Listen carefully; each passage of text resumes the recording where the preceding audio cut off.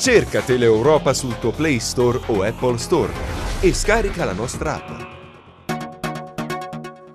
Torniamo ad occuparci del mare sporco, tante le segnalazioni e le foto che bagnanti e turisti inviano alla nostra redazione. Oggi questa era la situazione sul Tirreno Cosentino, vediamo.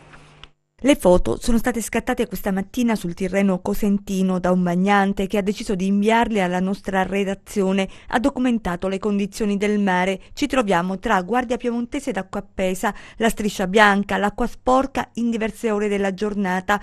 Turisti e villeggianti protestano, evitano di fare il bagno, sono preoccupati per i bambini che a fatica tengono lontani dall'acqua. Nuova stagione e i problemi di sempre. Solo ieri l'ARPAC ha comunicato ai sindaci di Acqua Appesa e Falconara Albanese gli esiti sfavorevoli delle analisi sulle acque, invitandoli a interdire la balneazione in alcuni tratti.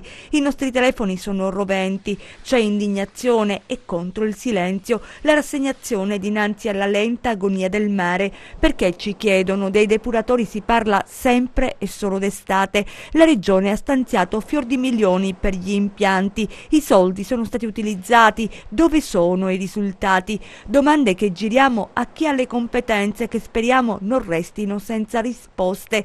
Vacanze il più delle volte ritagliate con non pochi sacrifici e che si trasformano in un vero e proprio incubo. Soldi sprecati, chi ci risarcirà, chiedono. C'è una vera e propria fuga dalle nostre coste. Peccato per la bellezza naturalistica deturpata, per il turismo che fatica sempre più, l'occasione sciupata della Calabria nell'indifferenza dei più.